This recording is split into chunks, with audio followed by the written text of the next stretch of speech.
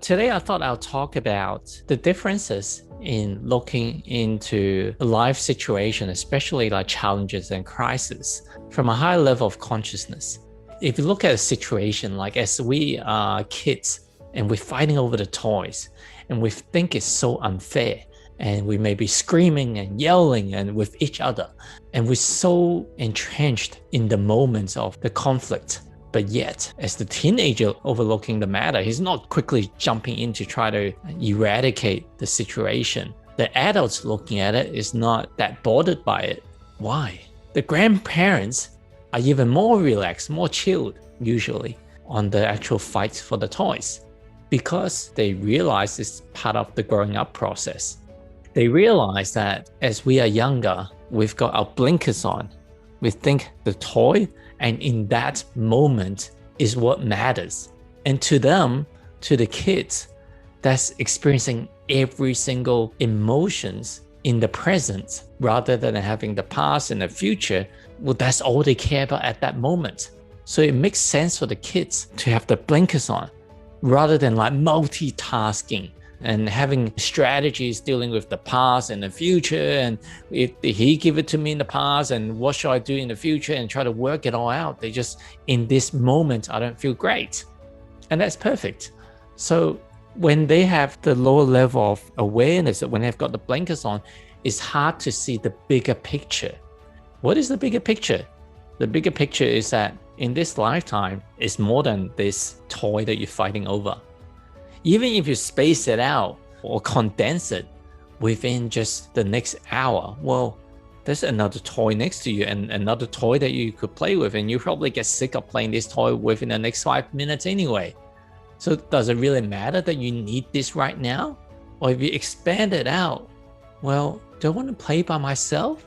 Or do I want to play with whoever you're fighting the toys over, your friend or your siblings?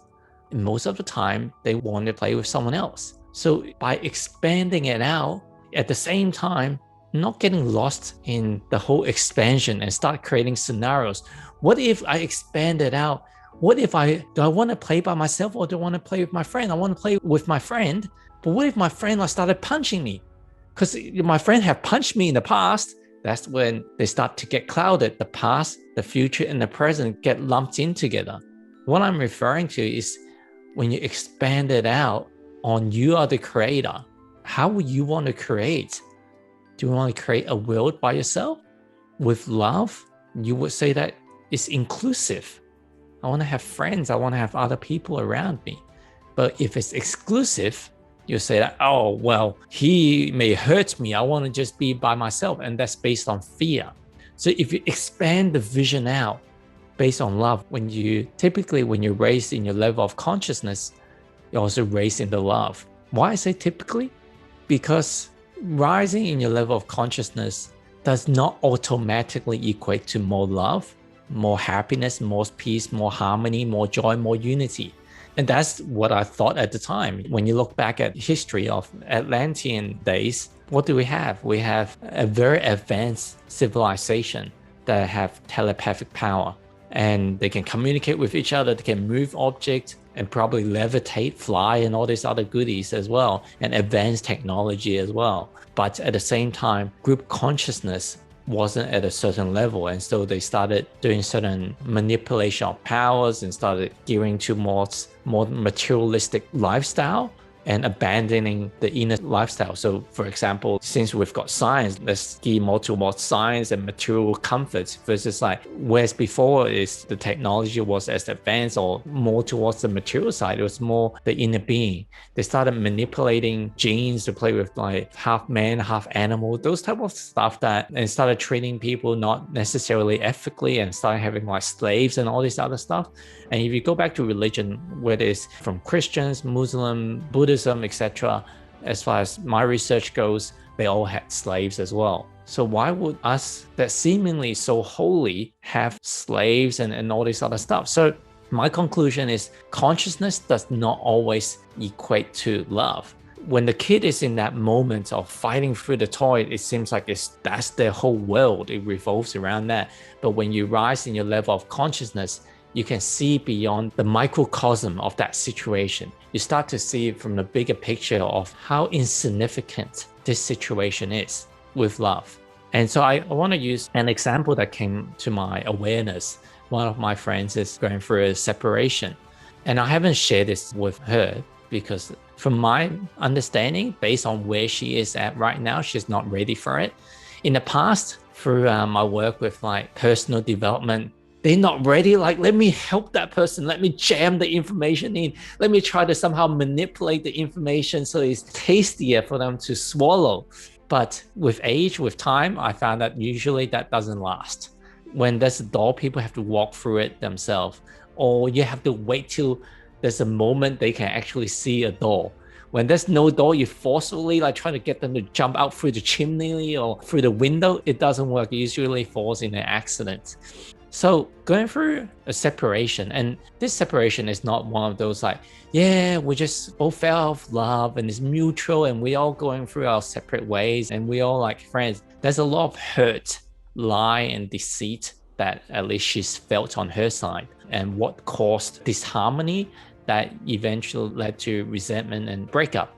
From the 3D world perspective, it's completely normal that how could he have done that? That is so wrong. And it didn't just happen just once. It happened on numerous occasions. After we've had this conversation and he still did this, and after I gave him this warning, he still did that.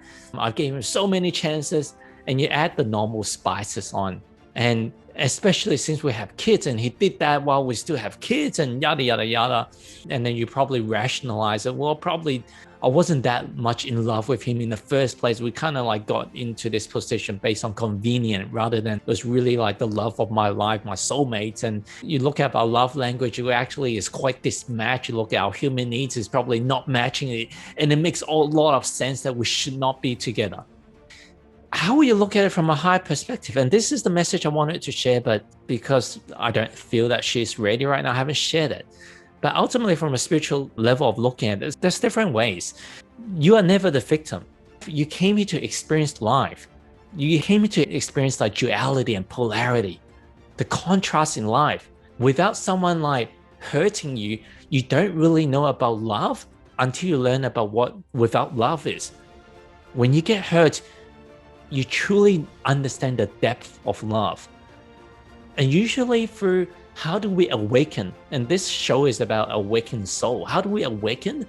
Usually if we are in our comfort, if we lie in bed and so comfy in the warm blanket, assuming it's a cold day outside, there's no incentive to get out.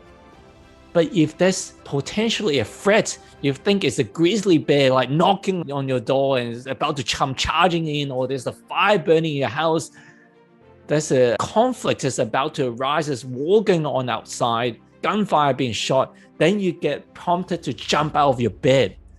So right now, we need to wake up. It's time to wake up. Earth School, we came here to learn, we came here to experience, and we've experienced. But we get caught in the cycle of karmic cycle of learning, experiencing, and someone did this to me, I need to did that to him or her back, and we get trapped in the cycle, and we're getting so lost to source of where we came from, where we are part of the creator and part of the creation, that we don't know that it's time to wake up. The veil of forgetting has been put on this 3D planet. The great news is not really good or bad. It's just time to graduate. The veil of forgetting starts to being lifted. And more of us are starting to remember where we come from, why we are here,